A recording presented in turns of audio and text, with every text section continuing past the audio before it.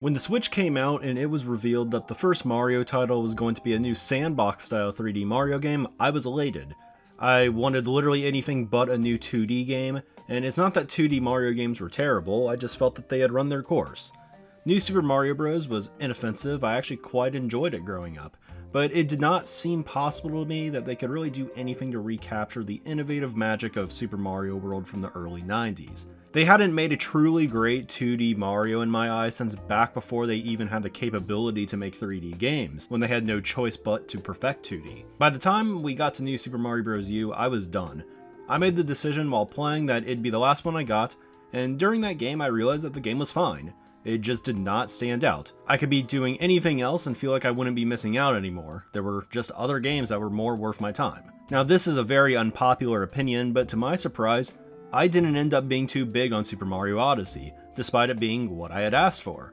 I know it's objectively good, maybe even the greatest speedrun game of all time, but for whatever reason, I just did not really feel captivated while playing it. Yes, the transformations were kinda cool, but they didn't particularly feel game-changing to me. In my opinion, this game was perhaps too large for its own good. Each world had so many moons to collect that the game almost felt indifferent to the things that you did in each stage. Hardly ever did any particular mission feel truly necessary, and many moons were obtained by just doing weird things like ground pounding a bump in the ground. I finished the game, did the darker side, all of that, but I actually vastly preferred 64 and Sunshine overall for their episodic structure, and it also helped that their hub worlds felt more memorable too. Coming off Odyssey, I realized that main series Mario just probably wasn't my thing anymore. I wasn't really a fan of the 2D games, and I didn't even vibe with the 3D ones in the post-Galaxy era. So, when Mario Wonder was announced, I was happy for people, but I didn't really care. I was barely even focused on that trailer because I was instead excited about successfully predicting the bathroom course to come to Mario Kart 8, because that's more of what I cover on this channel really. I was confused that Wonder was arriving over 6 years into the life of the Switch. That's really late, to be honest. 2D Mario games have been used as system launch titles before, or at least early games for a console since they're typically rather simple in comparison to, the 3D ones. It almost felt like they were intimidated to try a 2D game given the reception that they had in more recent years. The reputation of 2D Mario had fallen to the point where Mario Maker really felt like the only justifiable route to go the last decade. They couldn't just run back new soup at this point. But I did end up taking a look at the Mario Wonder trailer after the Direct, and I was happy that the game definitely looked original and more inspired than every iteration of New Soup for sure. Mario grabbing his cap as part of the pipe entering animation and even changing the jump sound effect was at least something different. And then the Wonder Flower part of the trailer happened, and it did nothing for me. I've been a critic for a while now of how Nintendo feels reliant on gimmicks. At times it feels like their games are literally worse off for them because they just try to find one to build their game around and it can feel kind of forced. The Paper Mario series feels like a really good example of how a game series can even lose itself in the process of finding a gimmick. And for something like Mario Kart, the fact that they can't even think of something to one-up anti-gravity feels like part of the reason we've seen such a drought for a brand new console title. They're just not even trying to make one because they don't have a gimmick. And this whole Wonder Flower thing, at least on World 1-1, with the moving pipes and all that, just felt like they were desperately trying too hard to be creative. And of course, that's better than being uncreative, but this first look to me just looked like a normal basic Mario level where they tried being spontaneous for the sake of it, where they were screaming at us as loudly as possible that is not New Super Mario Bros. 5. And I don't like statements like this. They usually feel like lies, and I prefer feeling the genuine effort of the devs as I play a game, rather than feel like they're trying to be a salesperson to me in the trailers. I was certain that this game is going to be the best 2D Mario since Mario World, or Yoshi's Island if you want to count that, but that did not seem like a huge accomplishment to me, and it didn't really move the needle for me actually wanting to buy it. I didn't watch the August Direct, not even because I didn't care, but because I don't like learning more information about a game before it comes out. I'm old school in this way. But I was also pretty sure I was passing on the game. But then last week I saw people actually raving about its creativity, I saw the reviews, and I've not had a lot to do in my downtime recently on my break, and a week later, I found myself walking out of a GameStop $60 poorer, thinking, if they tricked me again, and this isn't actually great, I won't be fooled again. I wasn't rooting against this game.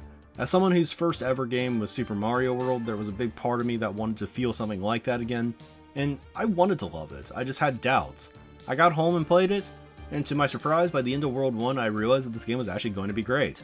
And no, it wasn't just the Piranha Plant level that sold me. The baseline for this game even having a shot at greatness in my mind was just feeling different, and it did pass that test.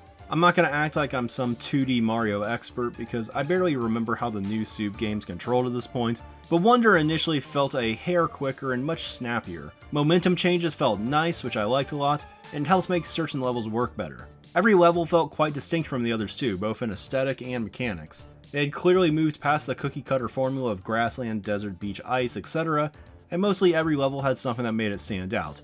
But the little things were cool too. The ground pounds had drum roll sound effects, and Mario had a different appearance if he prepared to run.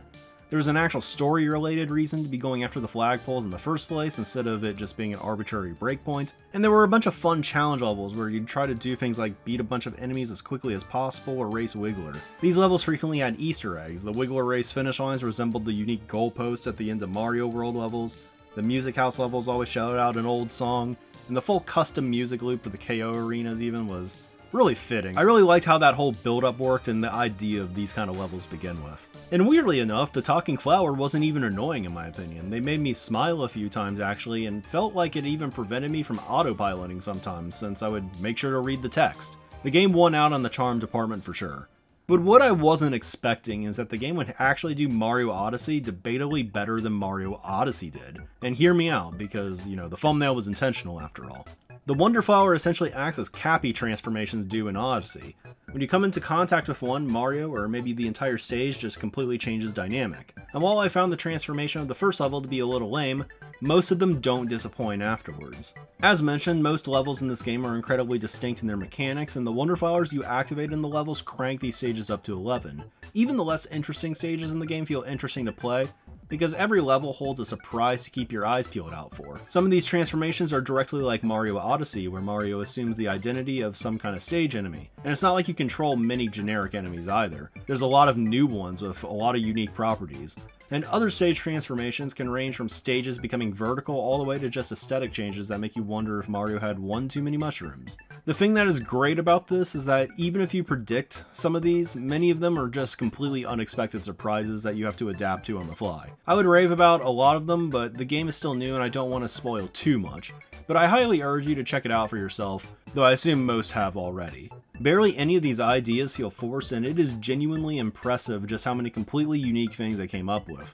The game feels fresher than any Mario title before it because it feels like you're playing a new game every 5 minutes. And the level gimmicks, even before the Wonder Flower, can be fun in their own right too. One I found particularly interesting was a level that introduces blocks of goo, and you can go inside them like you're swimming, but also run on the surface as well. Each level also had a direct progression-based reward for doing the Wonder Flower tangents, so searching for them definitely felt necessary toward completing the game as well, which incentivized exploration within the levels, and I think getting rid of the timer on top of it was a good change as such in my opinion. The thing about Wonder compared to Odyssey is that these levels were not designed to be sandboxes. They were designed specifically around these stage gimmicks, and when you take the identity of one of the stage enemies, you know whatever platforming challenge to come after is going to be specifically crafted with this transformation in mind. For instance, say you transform into a Goomba in Odyssey, your task now is likely just to walk around the level with limited mobility to find a Lady Goomba who gives you a moon. And that's really it. And quick spoilers, but in Wonder, this transformation comes as a surprise. There's a level that introduces an enemy that immediately eats a Goomba upon you entering the stage, and when the transformation happens in this level and you become a Goomba, you realize quickly that your limited mobility is more of a challenge than an annoyance. The level turns into a temporary stealth mission because you don't want them to eat you. And this gameplay is unique to this level only, and many others follow suit. This is the benefit of a more linear game after all, and I feel like they took full advantage of it here. It made many of these segments feel much more high leverage as opposed to many of the challenges in Odyssey. Quite frankly, the idea of changing the gameplay mechanics so often felt like it fit a 2D game better in my opinion, and perhaps it's just better suited for linear games as well. Thinking back to the Spring power-up from Mario Galaxy, a 3D game, it made sense in the context of the Toy Time Galaxy, but it probably wouldn't have been super useful outside that level. It likely worked because, despite being a 3D game, Galaxy had more linear progression, and I think they had the same idea here. In general, this game made me realize that 2D, though, is not necessarily boring anymore, and even has its own advantages over 3D games. Innovation is necessary now, though. Strong level design is just not enough for a game that would otherwise be more simple. Another big point of emphasis in this game is the badge system. Interestingly enough, badges themselves were not the win for me, especially since moves like the triple jump were locked behind them, but the badge levels that came with them were the win, because they allowed different types of challenges with very specific designs that you couldn't ordinarily use in a regular level. Even without wonder effects, these levels still stood out like the wonder effects because they required abilities that you wouldn't ordinarily have, and taught you how to use these abilities in case you wanted to switch them on for normal gameplay later on. There were only a few real downsides in this game, and they kind of feel like nitpicks. I wasn't a big fan of the search party levels, and the observatory seemed to just waste a minute of time. Levels were definitely a little bit more simple if you didn't get the Wonder Flower, or if you just rushed through them, and that might be a little unfortunate for speedrunning down the road, but I think at worst it's a lateral move from the new Soup games, and a testament to how enjoyable the Wonder sections actually were. I didn't like that you were forced out to the central area as well whenever you completed a world, and while you frequently have options on how you want to tackle the world, I wish they did more with secret exits.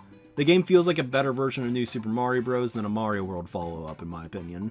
That's not to say that there are no secret exits, but one of the things I loved about World in particular was how many there were and how much you could change your playthrough just by discovering them. I just wish there were more and that any special levels potentially acted like they did in World to break the game open in a sense. But hey, the hard levels in this game were still quite fun. I'm also not opposed to having only a handful of new power-ups as well, but I just didn't really vibe with a ton of them this time. I just think that nothing will ever replicate the cape for me, and I don't think that this is like the worst thing ever, it's just it wasn't really a strong point in my mind. But all in all, I don't really know how to grade this game. Am I ready to crown it as the best 2D Mario? Well, no, but I'm not saying it isn't per se, but I guess I'll just need some more time to think about it. I do think that there is an easy case to make that it is one of the best Mario titles period though, and that it is consistently good throughout. After 4 rather mediocre games where at times I felt like my time was wasted, this was a game that was captivating from start to finish, and there weren't really any low points. Considering that 2D Mario is originally Nintendo's biggest game, it's cool to finally say after 30 years that it's truly back.